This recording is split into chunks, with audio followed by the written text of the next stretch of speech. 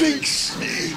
Ahoy toy, welcome to Transfixed, the channel that is pret-a-porter, ready to wear right off the rack, unlike the classified figures. Now, I know a lot of people love the classified line, and I have mixed feelings about it like I've talked about before. There are things I like and things I don't like. Obviously the sculpts are amazing, and these head sculpts and the face printing is really come a long way. It's really good. Although I did find a lot of variations in this Tiger Force Outback figure. I'm lucky to still have Toys R Us where I live, so I was able to pick this guy off the shelf, and I found there's a lot of variation in the wash that they put in the hair and beard. So this one has a nice bit of texture from the wash and symmetrical features. A lot of them had a lighter white in the beard and not as much of a wash, and they were missing pieces, like some of the area around his mouth or the edges were just white. It didn't get the wash hit on it. And also the mustache is not always straight. This one actually has a bit of a curl up in this corner. Some of them were more straight, but and the eyes also. One of them had eyes looking very much up.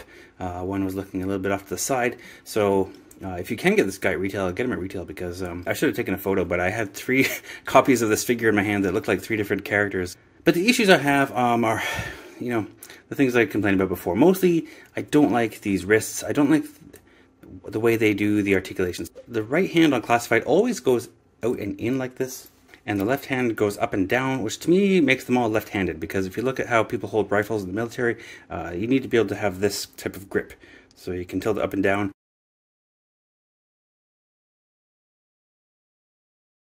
So to me, all the classified figures are left-handed. What? Oh no! Hey, Brian from the future here. In this video, you're going to hear me complain a lot about the aspects of the figures that I don't like, and that's why I'm trying to fix them right out of the box. To be fair, I had to jump in here with a bit of a correction, because I just got this Stalker figure for my birthday, oddly enough, and I feel like this is a present directly from Hasbro, because they've addressed most of my complaints that I've been going on about in this video and others. For example, this trigger wrist does go up and down on the right hand. Not by much, because he's got a cuff here, but it articulates the way it's supposed to. And this one goes inwards and outwards. So this is great. This is exactly what I've been asking for. I think this is the newest figure that I have, as far as I know. I don't really know how the design process goes, but I think Stalker is newer than Outback is. But it's great. The thighs don't stick out too far past the waist. The joints are buttery smooth. They're not overly ratcheted. This is just what I've been wanting. So I'm hoping this is the trend going forward, and a lot of the complaints I make in this video have already become a thing of the past. I thought it was only fair that I should call attention to that. So please bear that in mind as you watch this, and hopefully these tips will still be useful for their older releases. And I still think they cost too much. The only complaint I have with this Stalker is that it's not quite green enough. It's a bit too gray.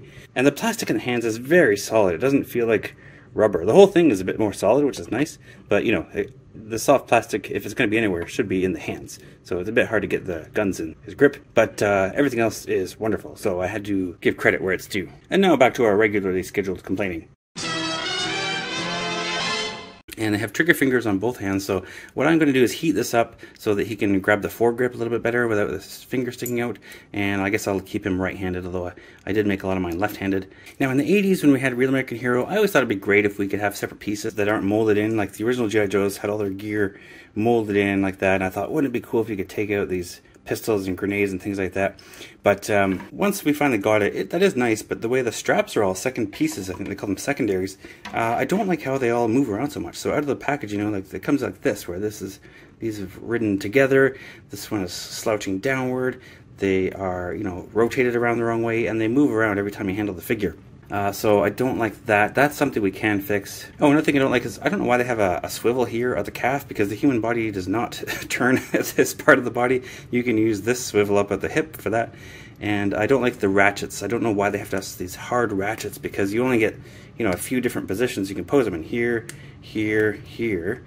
Basically 3 poses for his ankle, for example, whereas if it was a smooth, you know, without a ratcheted joint inside there, you know, if it was just by friction, you could have the full range of motion on all of these joints. But so that irritates me, but I can't fix that unless I deconstruct the figure, which I did do in one video. I took apart a Cyclops and shaved those nubs down inside, but that's kind of dangerous to do. We're also going to have to move this strap a little bit, because it's pushing the grip of the rifle out of his palm. Luckily the backpack does work properly though. I don't know why they use this tiny peg on the backpacks, whereas the peg on the backpacks of Real American Hero figures were actually much larger, and they're very secure. So I never had problems with these backpacks falling off. They have a larger peg for a smaller figure. But if I take this beach head, for example, the backpack on this one is awful. I tried to build it up with some glue and nail polish and whatnot, but this just won't stay in. This beach head backpack just falls out all the time. This one does thankfully seem a little bit better though. This one seems to lock in properly now. I don't have that problem. So maybe they are making improvements as they go. But anyway, I want to take you through kind of my process. Whenever I get a new classified figure, usually what I do, I usually have to heat up the hands and mold them the way I like them. I put a little dab of super glue. Sorry, my camera's shaking. I keep hitting it with my belly. I take a little dab of super glue on a toothpick, and I have to move this out of the way, put a little bit in there, usually on the inside or the back where you won't see it. It's hard to glue it in place because when you move this into place and then get the glue on it, sometimes it spills out. Now, in a recent panel for Marvel Legends, Hasbro were saying that they're going to key in these straps in the future, for the Marvel figures at least, and they didn't explain what that means. You know, I don't work in the toy industry, but I think what that's probably talking about is they're probably putting grooves in the legs and arms, and then a little notch on the strap, not a notch, like a tab, something to stick out, so that actually locks into place. I think that's what they mean by keying them in, which would be a nice improvement. I don't know why they didn't think of that before. Or just glue them on in the factory. I hate these things being loose and falling around. It just bugs me. I long for this type of mold now where they're secured in place and they always look like they're in the right position. But this is just my opinion. I'm sure most people are happy with it, but I'm fussy. But I do that with most of these figures. Same with Marvel Legends. So he's already glued in place. Now this will stay in place. It stays in the right position on his hip, and the straps are straight. Although I haven't done it with this one, so I guess I still have to do that. It's kind of hard to do when it's close to the joint too. You got to be really careful you don't get glue in the joint. So every time I buy a figure, I got to fix it, and I just thought I'd take you through that and show you how I do it. Now, I don't really have room to do it in the same place. This is where I shoot my videos. I don't have a working space here, so I'm going to try to get a good bit of a video of me doing that, and we'll see how it works out.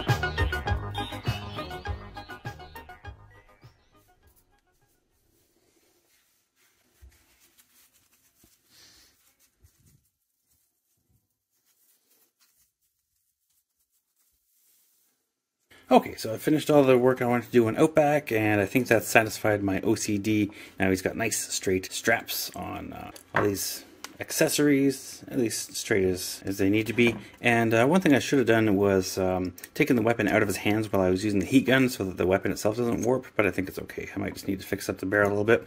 And I also noticed on camera that the magazine was missing, so they took a page out of Valaverse's book. I started including removable magazines with classified figures, so I realized this was missing. I had to go in the package and find it because I'd overlooked it. I'm not sure which way it goes, so I don't know if it's this way or the other way, but anyway, that's there. I think that looks better with his hand gripping properly there. I hope this is showing up. I really need to fix my lighting. I keep trying to upgrade my lights and it's just not doing it for me. If anybody knows how to do lighting, let me know. Anyways, and let's put his accessories. We've got a rubbery knife here. This is very bendy. And that can go in his boot holster. And we can put his pistol in his holster. I like that they put a little bit of cloth wrap around the grip. That's kind of nice. And then the flashlight, I was going to use my chrome pen to color in the lens here, but I noticed it's actually shiny. They've done something to the plastic. I don't know what, but you know, the rest of the plastic is matte, and then the lens is actually a shiny, like polished plastic. It is reflective, so I'm just going to leave it as it is. So they probably did that on purpose. I think they might have talked about it on one of the live streams. I don't remember. But anyway, I think that Hasbro has actually done a good enough job with that, so I'm not going to paint it.